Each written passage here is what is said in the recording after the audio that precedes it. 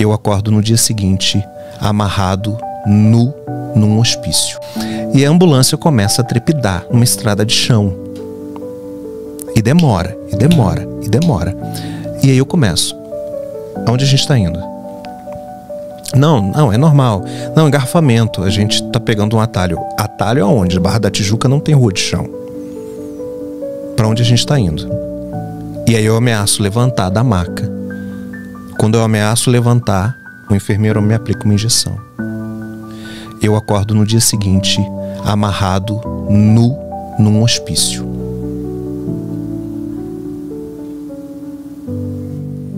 Pausa dramática.